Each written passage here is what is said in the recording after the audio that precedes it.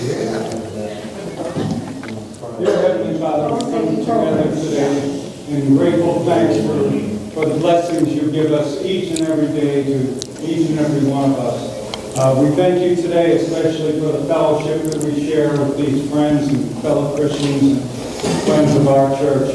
And we thank you for the message you're going to impart to us today from Terry. We ask you to help us to understand what we come to find and what we learn today, and what we don't understand, we ask you to help us to accept, so that we may reach the final goal at the end. And Lord, we thank you for all things today. In Jesus' name, amen. Amen.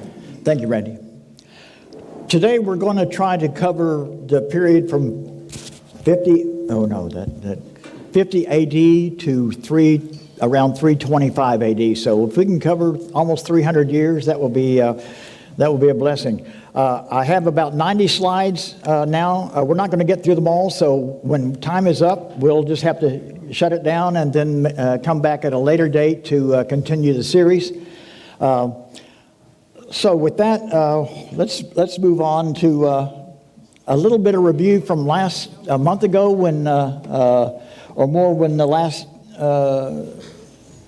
last time we presented. Sites mentioned in the Gospel of Acts, of course, Caesarea Banias up in the north, where Christ asked the disciples, "Who is it that you say I am?" And at a Roman temple built in the mountainside in that area. Bethlehem, of course, Jerusalem, many times. Gadara in Jordan, where the Gadarene swine events happened. We saw a slide of that. Jerash, a city of the Decapolis, one of the 10 Roman cities where there was a significant Christian presence at one time. The crucifixion of Christ with two possible sites. We looked at the traditional site in the Church of the Holy Sepulchre, and then the Garden Tomb and the Golgotha, which some people has the face of it looks like a skull. And people say that is the site of the crucifixion, and nearby is the Garden Tomb. So there's still uncertainty over exactly which one it is. Most people prefer the site inside the Church of the Holy Sepulchre now.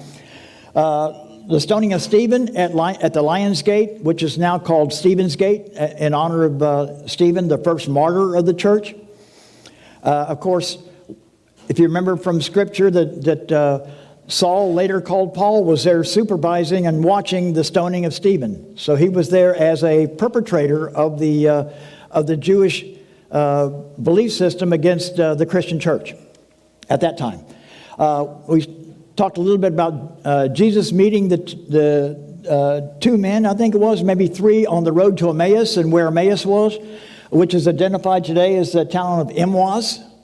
Again, when you look from one language to another in Near East, just look at the consonants and try to put them together, and then you'll come up with the place that you're talking about. And finally, we talked about Pella being an early city of refuge for the Christian church after Jerusalem became so violent at night, especially with the Zelotes, the Zealots. Which Simon Zealot, one of Christ's apostles, was a zealot. And he was one of those who was carrying the long knives at night and finding Roman soldiers standing guard but kind of half asleep or just come from behind and ram the knife in the back. And it terrified the Romans because they knew that they couldn't control the streets of Jerusalem at night with these people. So the church left, and a lot of them went to Antioch in Syria. Some went to Pella in Jordan, and some went to Samaria. But the important thing was that the leaders of the church all got out of Jerusalem before the coming conflict that was going to destroy Jerusalem and the temple at that time. So the historical period, 330 to 325 AD, after Christ's crucifixion, slowly with time, the relations between the Jews in Jerusalem and all over the country, but especially Jerusalem, and the Romans got steadily worse until finally something was going to happen. Again, the church leaders moved out of Jerusalem. Not all en masse, but just one by one, they started slipping away and going out. And that is what helped to save the church in the early days because they weren't involved in the conflicts nor the destruction of Jerusalem by the Romans in 70 AD. That was very instrumental to the survival of the church in the very early days. St. Paul began his missionary journeys, and we'll look at those. After Stephen was stoned to death at the Lion's Gate, James, the first brother, earthly brother of Jesus, was thrown off the parapet of the Temple Mount, and he became the second martyr of the church. So the violence is steadily increasing, and you combine that with the zealots' nighttime activities, and Jerusalem was constantly on edge and sliding slowly more deeply into chaos. Peter and Paul were imprisoned in Rome, where both were executed during this period, and the Christian church continued its expansion, later becoming the official church of the empire. And it seemed like in the early days of the church, when they were at peace, the church elders argued with each other all the time. They fussed about doctrine. We'll get into that. And then when there were times of persecution, they all got together and strengthened the church, and the church grew faster during times of persecution than it did during the times of peace. Kind of seems like an oxymoron, but that's the way it happened back then. If anybody has any questions, by the way, raise your hand and we'll deal with it right away rather than wait till the end and try to remember what we asked or what we're interested in. One of the early missionary journeys was done by Philip. After the Passover in Jerusalem, back before the big conflict, etc., Philip was told by the Holy Spirit to go down to a place along the coast and meet this eunuch from who was Jewish at that time, and to meet with the eunuch and see what happens. And of course, the eunuch said, I don't understand. I'm trying to read Isaiah. I don't understand it. And Philip explained what was going on in Isaiah, what that meant. From there, the eunuch asked to be baptized immediately. And then with him, he was the first convert to Ethiopia, or to the kingdom of Axum, it was called then. And from there, the Ethiopian Christian church took over time to where it is the official church of Ethiopia. I show the map here because when you look at Ethiopia, which is colored but largely in the orange there, that this is the place that is about 750 miles from Mecca. And it is the only place which has resisted Islam for almost 2,000 years. And Islam still has yet to make significant inroads into the church in Ethiopia. And they're the blocking country that blocks a lot of spread of Islam into Central Africa and onto the west coast of Africa. Because Ethiopia is there and the ways are blocked. Okay. Again, the slide from last time where just some columns here from Pella. And I just want to show this again just to make sure everyone understands there is a Pella. And you'll see later in Pergi that there is a Pergi too. Like the Christmas movie, Yes, Virginia, there is a Pergi. So that...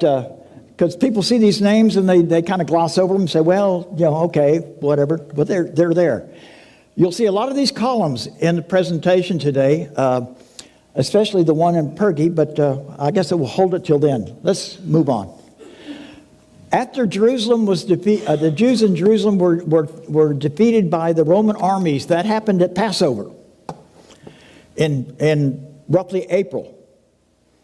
And April was always a month for the ancient armies to get on the move and start moving. The winter is over, and it's time to start dealing with the troubles that be all over the not only the Roman Empire, but all the other invading armies also. April was always active.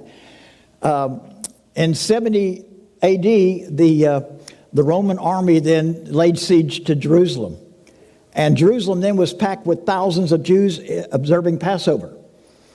And the Romans knew that if they were going to defeat Judaism in their own territory, that this was the time to get them, when there were thousands of them there.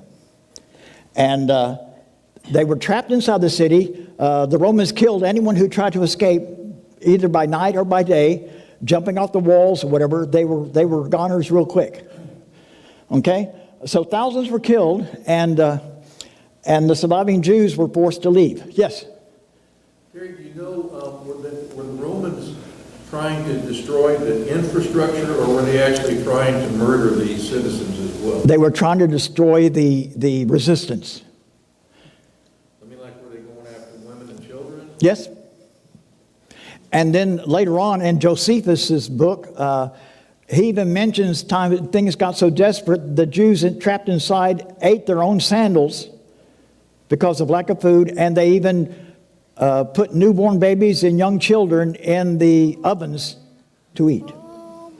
It was that bad. That's what Josephus says in his accounting of what happened during this time. Very, very bad time, but of course compounded by the fact there were thousands inside the city with no food source. You know, and the Romans they knew what they were doing. If they wanted to get a certain aim, they knew when to do it, when to strike, etc.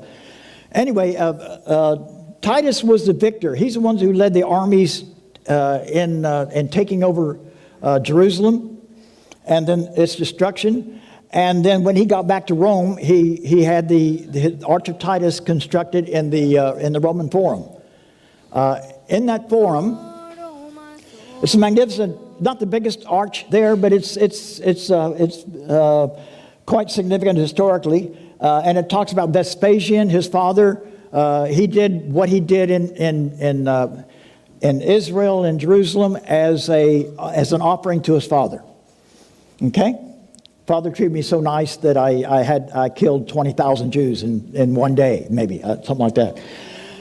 On the underside of the arch, though, you see this mural here, and it's kind of hard to see, but you see the menorah here. These are conquered Jews, leaders of the church, of the Jewish faith, who were bound in chains, taken to Rome, and ordered to participate unwillingly in Titus's victory march. Okay, so Titus was very excited that he got them. He got the leaders. And of course, they were imprisoned, and history's kind of not clear on whatever happened to them, but I'm sure it wasn't very nice, whatever it was. And then on the next one, it's a little blow up of the Jews here, bound in chains. You don't see around their feet here, but they're carrying the menorah over here, and it gives you the facial representation. Those are Jews. Those are not people from Arabia or anywhere else. Those Babylon. These are Jews. Make no mistake about that. No question? Okay. Let's move on. The first official church of the Christian faith was in Antioch. And the Christian presence there after so many had fled Jerusalem with the coming trouble, that they found this cave in Antioch, which was at the time on the Orontes River. That river since has silted up, and the old Antioch has been abandoned in favor of the new city. But this is the official first church of the faith established in a cave. And so they met there instead of in house churches or in people's private homes as they were doing before. Now they had a plot of land, and they owned it, and they worshiped there. Antioch now is called Antakya in Turkey. I don't know if any of you remember the Alexandria or the Alexander Concession. After World War II, during World War II, under the pleading of the Allies, Britain, France, United States, etc., they begged Turkey to stay out of the war and not support the German side. And Turks have always been very, very close to Germany. And they stayed out of it. And as their reward, after 1946 or 7, they were given the northwest corner of Syria. So now this is Turkey. But all the people, or not all, most people there are Arabic, and they dislike Turkey very much. And the Turkish ways, the Turkish customs. But the Allies donated that land by treaty to Turkey, and Turkey says, we're not giving that up. It's our homeland. Anyway, a little new history. St. Paul on the missionary journeys, we'll go through some slides on that. This is the street called Straight. If you wondered about that name, it's not exactly straight. When you get under the arch there, you can see there's some twists and turns because getting around people's houses. But yes, there is a street called Straight.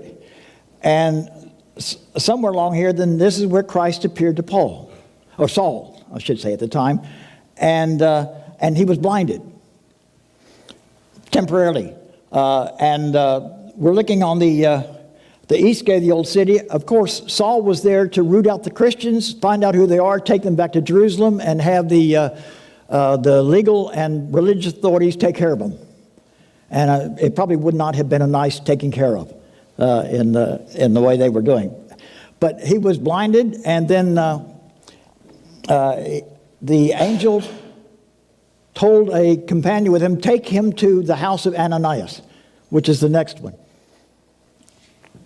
This is inside the house of Ananias where Paul went. It's the oldest Christian building or home in all of Damascus today.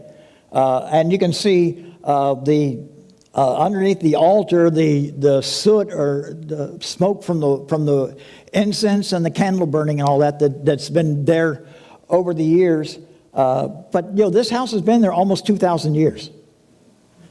Believe it or not, and it's still there. In the Christian quarter of modern-day Damascus. Yes, there is a Christian quarter there. Not very big. A lot of Christians in Syria they've gone to Chicago. They've gone elsewhere. They've gone to Australia. Chicago has a great number of people from Syria nowadays. And it's the oldest Christian house. Okay, let's move on. This is the city walls where Paul was lifted over the walls in a basket and dropped outside to get away from the Jewish religious authorities. And then that's how he left the middle of the night, dropped on the street, and then he made his way out of the city. Of course, nothing bad happened to him. But by this time, he was Paul, not Saul. So the old Saul is gone. The new Paul is there. I would imagine his temperament, though, was the same. That didn't change, probably, by going over the wall. But anyway, he was saved. And he went on. But he did not go to Jerusalem right away. That was 3 years later. He had a waiting period of 3 years after the escape from Damascus. And we'll see what happened. He went to Arabia, to the Tema oasis in northern Saudi Arabia now today. And it was he went there to, quote, clear his head. What he'd been through in Damascus with being Saul first, then being blinded, and then getting sight back, it was a very emotional time for him. And he said he needed to get things straight before he did any ministry or did anything to meet the other apostles in Jerusalem or wherever they were at the time. He just needed time to himself. He's not the only one, though. And this oasis, of course, in the bottom, just for those of you who believe there's no water in Saudi Arabia, hardly, there is water. And it's there all year round. And it's the only place in that part of Saudi Arabia where there is permanent water. And so it's a place of refuge for a lot of people. Nabonidus of Babylon, the king, hundreds of years before, he went there also. His mental state had reached a point where he was outside eating grass like cows do. And then the people in the Babylonian, the viziers and the advisors and all that said, you got to get out of here.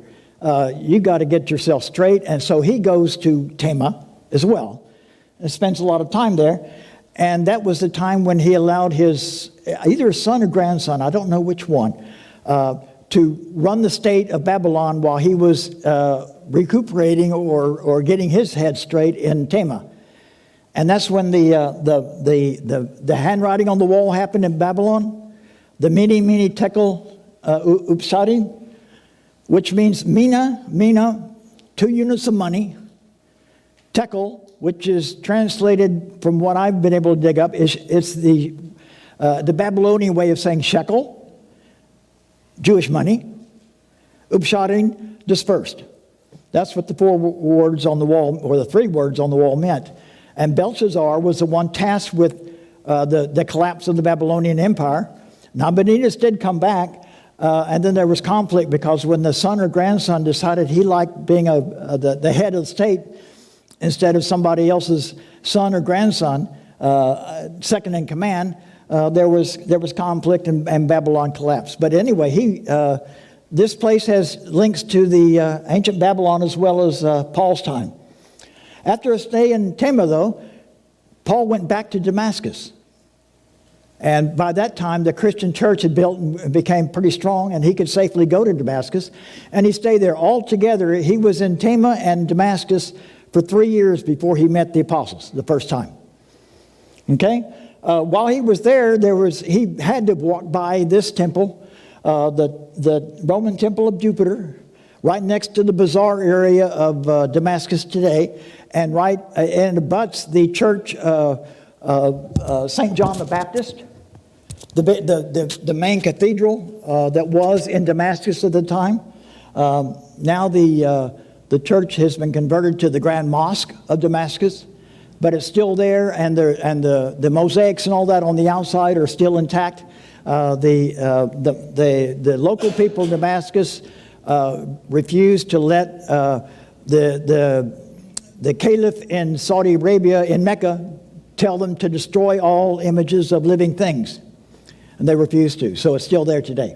Okay. On his first missionary journey, Paul leaves from the coast of Syria near Antioch and goes to Salamis on the northeast corner of Cyprus. The theater is there, and the agora down below, the marketplace. And that's basically the center of every one of these Greco-Roman cities always had sittings like this. Of course, the Greeks invented theater. The modern theater, which we have, is derived from that.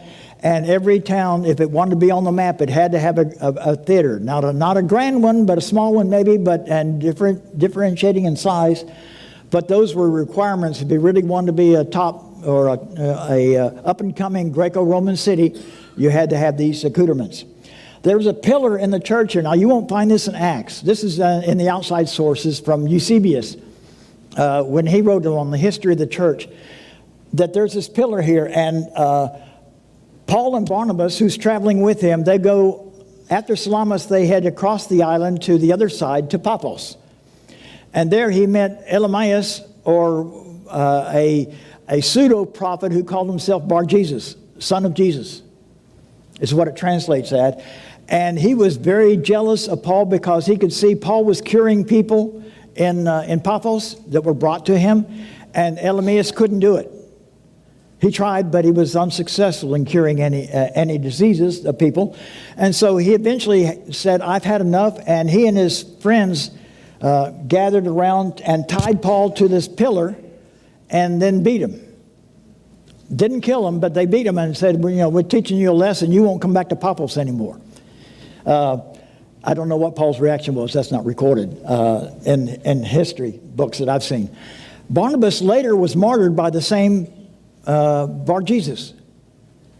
And I assume that he went back because Cyprus and Paphos was the hometown of John Mark. And remember, John Mark, later on this missionary journey, decided, I want to go home. And Paul had great problems with John Mark after that for a while. I think later on, Barnabas went back to Paphos to see his I wouldn't say understudy, but a very good friend of his, to see how he's doing. And while he was there, Bar-Jesus got the crowds really going, and they killed Barnabas there on Cyprus. This is a slide of Perge. Paul and Barnabas sailed to Attalia, which it's a Greek name for feminine. Attalos would be the masculine name. It's now called Antalya by the Turks. And they would take the known names and change them just a little bit to make them fit the Turkish side. So that the Turks would say, Antalya is ours, we don't belong, there is no such thing as Antalya. But we know that there was. That's a big seaport. It comes at a very deep channel of the Mediterranean Sea into land. And from there, Paul traveled about 10 miles or so to Perge. And so that's why I said before, yes, Virginia, there is a Perge. You can see it. It's largely abandoned, lots of marble columns, and rocks all around the place. And one question: why is everything like these old cities just full of theaters and these columns? What do you guess? Largely because they're too hard to take down. You wait for the next earthquake maybe, and then when the pieces fall off, then you cart away the little pieces, right, to build your next house. But these things are too difficult, and so they remain. The giant theaters that you'll see pictures of, the same thing. Nobody would try to dismantle a theater in order to build a house. You go for the small stuff first and put it in your wheelbarrow and take it away. Not so with these big columns, which weigh many tons each. Okay, after Perge, the next place is recorded that Paul went to on the west side of Turkey, not to the interior yet. I've never been to the interior part of Turkey. I would love to go, but maybe one day in my bucket list I'll get there. I don't know. But he went to Troy, ancient Troy, which is Troas. Nowadays, again, the Turks can't stand Greek names. They have to change them a little bit. And there Paul had the vision of a man pleading with him to come to Macedonia. Don't go back into central Turkey, but come to the European side and Greece. And so Paul and Barnabas then travel on to Philippi. That's their first stop. And then they made the circuit around Greece. But this is a picture of Troy 9. And underneath what you're seeing here, there are 8 more levels of civilization down below. When you go to Troy, I don't know if any of you have been to the site. Yeah, you can start in certain places and see Troy 1, Troy 2, and keep walking around. Then you see Troy 3, Troy 4, and eventually you get to Troy 9. So this is where the ancient city that Paul saw was here. What's that? I snatched one of the rocks and hid it in my luggage. Yeah, but the site is massive, but it's massive going up. It's not massive spread out. And so when you see all these Troy 1s, 2, 3s, 4, 5, you kind of get confused, or you say, wow. When you go back and look at a picture, say, which one was that? And often I have trouble identifying Troy 2 and Troy 3. Yes? I'm confused by this. You mean they were built on top of each other? Mm-hmm. How can you see all of them? How does that work? Because on certain slopes, they didn't build on top of it. They said, we'd rather go over here with the next layer. Plus they've been excavated. Yeah. But the place is well marked, and signs are in English, which is very nice to see, to read, so you know something about what you're seeing. And other places where, there's no English or everything is in Turkish or some other foreign language that it's hard to. They're still looking for Helen. Yeah, yeah, she's there somewhere. But the city that Heinrich Schliemann discovered? that was Mycenae. He was involved in this one, but if he discovered it, he could have. I mean, he got around quite a bit. I'd have to check that to be sure. Mycenae in Greece, definitely. Where the golden mask was found and this kind of stuff of Agamemnon, yes. I bet he was here, though. He wouldn't have missed this one, I don't think. He got around. Yeah. Okay. While Paul was on the road between Philippi and Thessaloniki, or Salonika as it's called nowadays in modern Greek, he would have had to pass by this giant statue on the Via Ignatia called the Lion of Amphipolis, and Amphipolis is mentioned in Acts. They have moved the statue. This is not where it originally was. It was further up the road, getting around a mountain or a hill. But again, it was there on the Via Ignatia. He would have had to pass by it, but they moved it more easily observable on the Via Ignatia, which connected Salonika with Asia. It was on the main trunk road that everyone would have gone down, use that road because everything else was pretty poor. And even the wagons, the chariots, everything else, the Romans had to move troops quickly to the east. If there was an insurrection, they needed the road, and they had the best quality road that there was at the time. And of course, this lion was standing by the road all the time. His next stop was Athens. After he left Salonika, they made a quick stop in Berea in the north, and again at the very southern reaches of Macedonia, where the same area where Alexander the Great and his father Philip of Macedon originated from. And he came to Athens. And how many of you have been to Athens?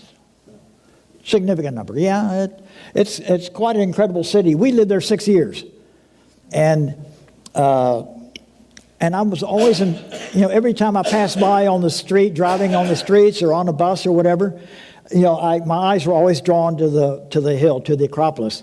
Modern day Greeks still prefer to read their newspaper and talk to each other and look the other way.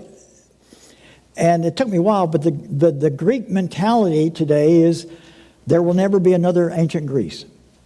That was the best we could do, and now we're not originators. We're not vibrant anymore. Somebody else is. And so they don't keep their eyes glued to the Acropolis like I do, because I can't take my eyes off it every time I see it. But anyway, down here is the Roman theater that Herod had constructed in the Roman Empire at the time. Because every big city, Greco-Roman city, had to have a grand theater, right? And there was a small one over on the other hill, on the other side over here, where the Greeks built a tiny theater, and the Roman emperor decided we need a grand one because this is the city of culture, learning, philosophy, all the great studies that were done, a city of philosophers, etc. And we got to have a grand theater. The Athena, the patron goddess of Athens at the time, of course, the original statue in the Parthenon there was destroyed by the Persians when they sacked Athens around 450 BC, I believe. Then later on, after the Persians disappeared, then the Parthenon was rebuilt, and the new statue of Athena was there. And that's the one that Paul, if he ever went into the temple or walked by it, he would have seen the giant statue of Athena inside the Parthenon. What Paul found there in the Agora area, down below the Acropolis, was even a monument here, statue the Greeks had to the unknown God. They had provided one philosophically. Sophos and the other philosophers of Athens at the time decided that, well, just in case they're wrong with Athena and all that, they better make provision to this new God, whoever he is. And this is the altars of the statue of the unknown God. Yes? So do you understand that that very statue is the one that Paul was written about in Acts? He would have walked by it. Mm-hmm. Yeah, that's the one they attribute nowadays to it. It's not grand like all the others are, but it's like they did the minimal amount of work in order to put something up. But it wasn't the Parthenon, that's for sure. This is in the lower. You're way down about 200 feet maybe or so, 150 feet below the entrance to the Parthenon at this point. But this is where the marketplace was, and you'll see that in the upcoming slide. Oh, no. Paul preached to the Athenians, and this is a copy of Raphael's vision of Paul's preaching. And Raphael painted this in 1515, of course, and it doesn't look anything like the real thing, of course. This is the Italian version of what happened. But anyway, here's his idea of what Paul's preaching to the Athenians looked like. Next slide. This is where it was. Those of you who've been to Athens, did you climb this? The St. Paul's Rock, they call it nowadays? Mars Hill or something, Mars Hill. The Areopagita. No, this is just right out as you ascend to the Parthenon. Yeah. You walk right by this place. I climbed up on top of it and sat on it. Yeah. It's kind of slippery, isn't it? Yes, it was. Very slippery. Millions of feet have gone up and down that little hill, though, over the years, and that marble is real slippery. And I've seen people fall who don't have the right kind of shoes on up there, and I guess one day the Greeks are going to erect a viewing platform further away and ban all movement up there because people get really hurt badly. You fall on marble, and it's not nice. And I've seen people even with ladies with pump shoes on, and they say, "Oh yeah, we'll go up there. We got to see. We got to take the picture." And they don't make it halfway across before they're down on the they've fallen on the marble. But this is where St. Paul preached, right at the base of the Acropolis, at the base to the entrance to the Acropolis, and on the other side, which you'll see now, this is what Paul looked at from up there, and you see the agora, the marketplace, temples here. This building here, the Stoa Batalos, is new. That's not ancient. But everything else is ancient there. And Paul stood on the rocks here preaching and had a high elevation above the crowd so that if the crowd became unruly, Paul had an escape route down the backside. And the Athenians did not like what Paul had said, by and large. But they were philosopher types. They would debate him philosophically, but they didn't do any harm to him. But they thought he probably was a little crazy, something like that. Because we are the cultured people. We have theater, we have philosophy, we have all learning, and you're trying to tell us that we're on the wrong track. You can imagine the reaction. But anyway, Paul preached from here, not just once, but a few times, and then departed for Corinth. Next slide. Oh, yeah, in the Agora area at the bottom, just a little corner on the previous picture, there's this building, the temple called the Hephaestus Temple or the Theon. It's got two names. And it's the most complete Greek temple anywhere in the world. The roof is still there after all these years, 2,500 years probably at least. And it's largely intact. It's not the biggest temple, you'll see, but it's the most intact of all. It's managed to survive. Again, looking down on the plain, you'll see the Acropolis and the Parthenon way up here. And this structure here was constructed by Hadrian, Emperor Hadrian, the Roman emperor, who loved everything Greek. He was a real Greekophile. And he loved the arts, the history, the theater, all these things that the Greeks were doing. And to him, Greek was his second home. Athens was his second home. And he had this temple constructed. And this is the kind of thing that Paul had to deal with because the Greek gods and mythology were everywhere around Athens at the time. And hence he didn't choose to speak from here to the audience, but St. Paul's Rock is where he did his preaching. Okay, he didn't find the Athenians very, very, very interesting in his message, and they made it plain that they didn't really like what he was talking. So he went on to Corinth, and Corinth is today. This is the Temple of Apollo, the most complete Greek structure in Corinth, and there were temples and all this stuff all over Corinth at the time. Of course, this is the grandest ruin there is in Corinth. Okay? This is one of the smallest of the theaters that St. Paul would have preached at to small crowds in Corinth. It probably was the original one. There was a bigger one there, but I couldn't find proof in the history books that I look at, Eusebius especially, that Paul actually preached at the big one. But it does mention he preached at this one, the smaller one. It probably could hold, 100 people? Maybe, I don't know, 150? Not a very big theater. But the thing that is remarkable is that Paul had a much more intimate relationship with the Corinthians than he did with the Athenians. And there's no record that he went back to Athens except to go through there on his way back to Corinth. If he didn't go by water, he had to go by land. He would have gone past Athens, but he didn't stop to preach anymore. He went straight here, especially during the times when there was internal bickering in the Corinthian church over who should take communion and what state of inebriation they could be in or not. Those kind of things. Okay. In Ephesus, which could seat 5,000 to 7,000. And one of the remarkable things about it is they've left this section here in brown intact and have not tried to restore it.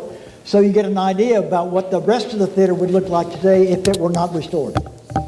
But it's eroded, built into the side of a hill, so they didn't need to build a theater with all the backdropping and all the construction work. They just cut the seats out of the side of the hill, and most of it's marble.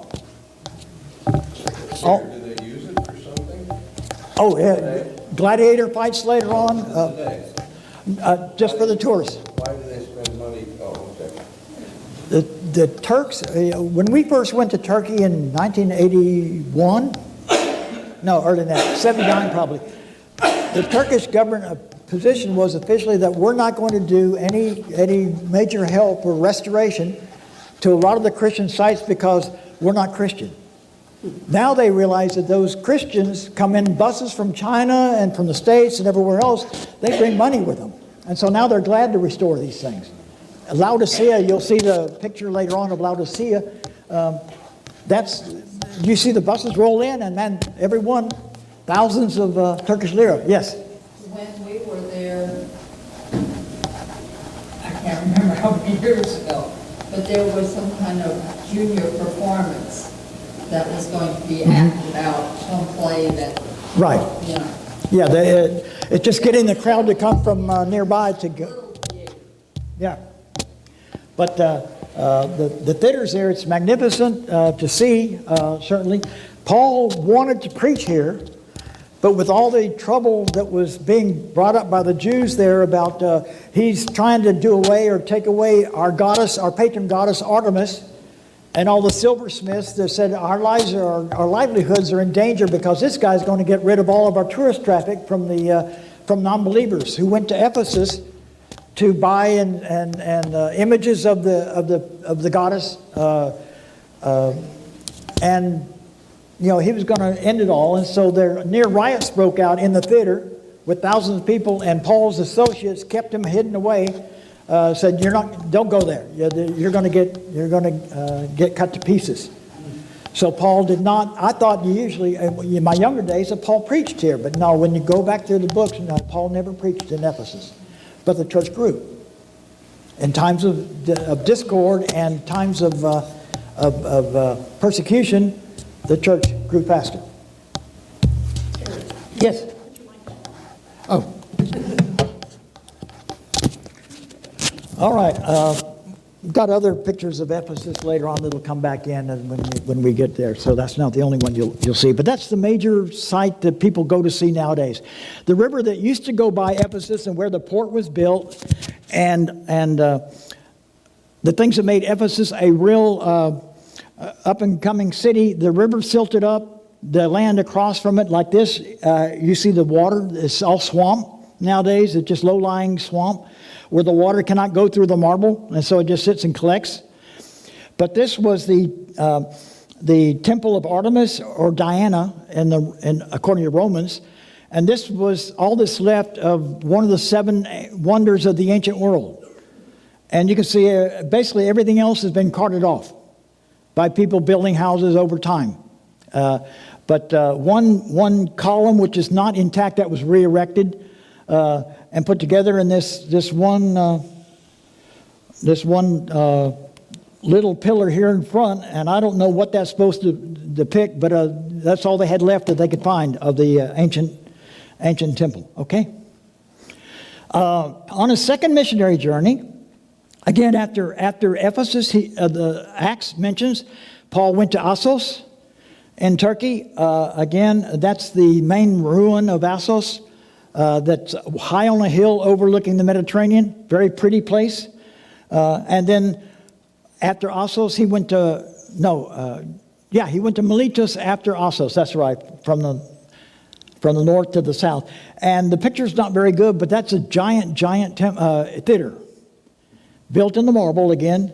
But this one was constructed from the backside all the way to the front, and not constructed into a mountain. So this was much more expensive to build and maintain. And but Miletus was a very wealthy city at the time of all this construction. And Paul stayed there in Miletus a little while, and then he moved on.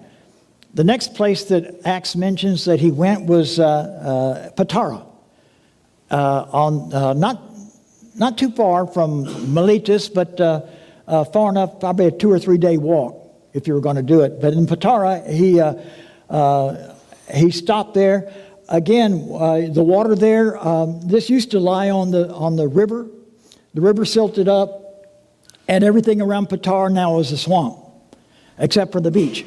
When you go to the beach, the modern beach, then it's a nice beach, but beyond that, Patara is basically history, except for what remains, like these columns. And again, the people left the columns because they're too hard to bring down. There's easier game to get than this. Okay, Paul returned to Jerusalem then from Patara. That was last stop, and he sailed into Caesarea Maritima, Caesarea on the Mediterranean Sea, and then was arrested, taken a prisoner, and marched to Jerusalem to be dealt with by the Roman authorities, and probably the Jewish authorities as well. They probably were working together for that. On the last missionary journey that Paul made, number 3, there's no firm record that he made a missionary journey to Spain. Some speculate he did. Others say no, it's not recorded, and they can't find remaining evidence of his visit to Spain, to Tarragona, especially Tarraco is what it was called in those days. But on this one, he went to Malta. If you remember, they stayed in Crete for a while because it was, I assume it's during wintertime. And the waves were big, and it was a very perilous journey, and so they stopped for a while to wait for the weather to calm down. And then when they thought it was calm, then they sailed on to Malta, or near Malta, on the way to Rome. And again, encountered bad weather, and they hit somewhere these, I think personally, this is where they hit when they ran aground on these islands. They call them St. Paul's Islands now, just off the Gulf of, or the Bay of St. Paul, they call it nowadays. But these little islands here, I think these are perfect for running aground on in the middle of the night with the waves going and all that. If they'd seen a big mountain or the big hill in front of them, they would have recognized that, but these things they would never recognize in time, not in time. And so just before the shipwreck, of course, Paul advised the crew to throw the food overboard, throw everything out, and he convinced them that he was going to, they were all going to be saved. And from here, then they swam, after the shipwreck, they swam to the St. Paul's Bay, the coast of the bay, which is next. And there they met the leader of the Maltese people, the key official. Paul healed the father of the official. Many more came who heard about Paul's miraculous cures, and they came to see him and were cured also. Nowadays, this is St. Paul's Bay, and of course you see the vacation and the hotels and the condos and all that people built right there on the bay. But yeah, there is a St. Paul's Bay, really. Don't know what it was called in the pre-Paul days, but anyway, that's the bay. St. Paul later on got to Rome and was imprisoned here in the Mamertino prison, which means the prison of marble. But they used marble in construction most everything in those days because it was so freely available. Maybe not the really nice white marble, but it was good enough for a prison. And they imprisoned him there. You can see some writing right here, and that's Mamertino. That's why we know exactly this has got to be the place where he was imprisoned. Later on, Peter was imprisoned here for a while as well, when Peter arrived in Rome. Traditionally, this is the site where Paul was beheaded, at the pyramid of near the pyramid of Cestia, right on the walls, outside the city walls, of course, where these things happened.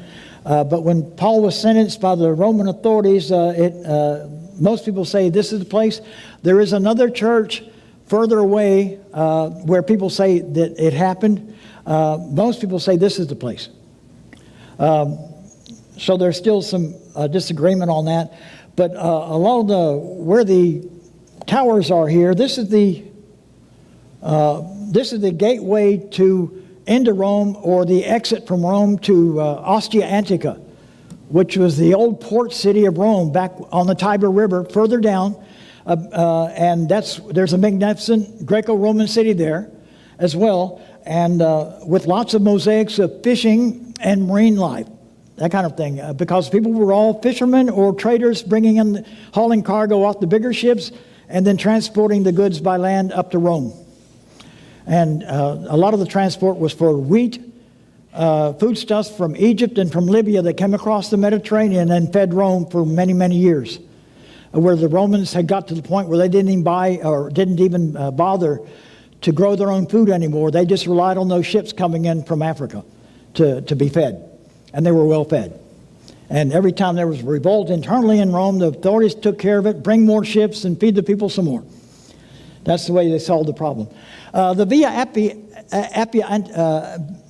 the Appian Way, the Via Appia. This is a road that goes about 300 miles from Rome, straight down to the east coast of the boot of Italy, on the east side, where the ships would leave for Syria, Palestine, Cyprus, anything to the east and southeast. And this is Rome. This is the road, and the cars still use it. Traffic is buses, everything is just a normal road in Rome nowadays. But that is the part of the Via Appia. This was also, oh boy, we're running out of time already. The place where Peter met Christ on the Via Appia, where Christ appeared to Peter as he was fleeing Rome after he got out of prison. He was on his way, so I'm going to go get a boat and go back to Palestine, or go back, because they didn't call it Israel. Romans had dispensed with the name Israel largely by that time, and Christ met him on the road and said in Latin, "Quo vadis?"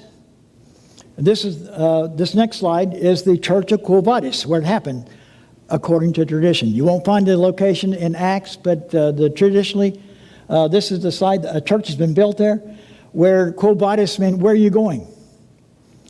And then Peter was convinced then to return to Rome, where eventually he was crucified upside down, of course. But this is the traditional site of where that encounter took place. Okay, next. St. Peter's. Everybody knows St. Peter's. I'm not going to dwell on this, but it was for a long time the grandest church in Christendom. It probably, according to a lot of people, it still is by far. This thing was, the early church was built earlier on and then added on. The last major addition was in the 1500s. So it's a very old structure. I'm sure many of you have been to St. Peter's while you were in Rome. The papal apartments where the Pope lives is over here on the right-hand side. And where he speaks from to give papal declarations is that window or the porch in the middle. And that's where he greets the people in the plaza waiting for Sunday Mass every Sunday. He comes out from the papal apartments, goes across to St. Peter's, secret passageway that very few people know about. and then comes out on the front. Okay. Again, from the roof of the from St. Peter's, you get a view of the massive building that went on in the plaza in the 1500s. The many columns, fountains by Bernini, the famous sculptor, and then in the I got the wrong one. And then in the middle, an Egyptian obelisk that after they conquered Egypt, they carted it home, and it re-erected it there in the center of the plaza. But a major place. Can you scan? Just move a little bit up. Up here is the castle of Saint Angelo, and this is where, during times of trouble in Rome, when the Visigoths and others invaded and chaos was all in Rome, the popes would escape to that castle and live there until the time of turbulence was over. So the papacy has continued without interruption. Sometimes they moved it to France, to the south of France, or they moved into the castle here. But it's right on the Tiber River, and it was constructed as a castle in the old days, but eventually became the Pope's second living quarters. Okay? St. John's tomb site in Ephesus. Underneath the marble here is where St. John was interred. And of course, he was the only apostle that did not die an unnatural death, like the others who were sawed in half. They were stabbed, crucified some places, especially St. Thomas in India, and Madras, which is Chennai today, where Ebenezer and Jehoshaphat are going. That was the old, and that's where St. Thomas was killed. But anyway, this is St. John's tomb. Tomb or burial place. Okay. The 7 churches in the book of Revelation. These are the 7 churches that are mentioned. And I've been to 5 of them. 2 of them I've been by, but I couldn't find the signs to tell me to go there. I guess I didn't read the Turkish maps well enough. But 5 of them are there, and not including Patmos, which is in Greece, just across the straits there. But on the right side, if you pan over there, John, this is on the ceiling of St. Mark's Cathedral in Venice. All mosaic work, but they have one ceiling in there which has angels here with the 7 churches mentioned in Revelation. They didn't put names on them individually, but they were all just pictorial representations of the 7 churches that the authorities in St. Mark's Cathedral decided to put on the ceiling. Okay? Anybody been to Izmir in Turkey? You been? Yeah, you went all over the place. Huh? So ancient Smyrna. That's the Smyrna that is talked about in the Bible. And the part that historical is this part here. And you can see a few columns here. One of the wonders that Turkey has done is that they built a nice parking garage here for people to come and drive your cars in and park. Otherwise, it would be quite an effort to find a parking spot anywhere. What's that? If you ever drove in Turkey, in Istanbul. I've driven all over, yeah. When I was younger, I did Istanbul. I would not do it now. I'm sorry.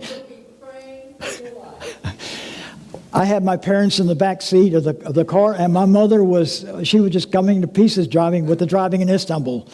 And my first time there ever, and so we're trying to find the hotel. Yes. We eventually got there, but my mother was just coming apart, you know. They started blowing. This we're looking from the castle fortress on top of the hill. Kadifakale is called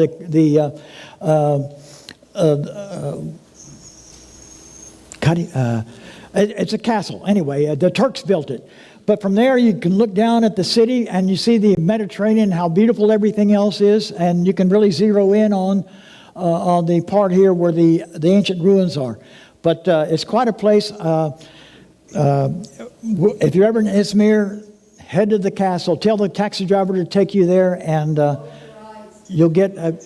I drove up the back way, and I shouldn't have done that, and I almost got hit 2 times. But The Agora area in Smyrna, again, the columns, the arches, etc., from the Roman period. Okay, not much to show there. The row of columns still there, and the parking garage in the back. This is Sardis.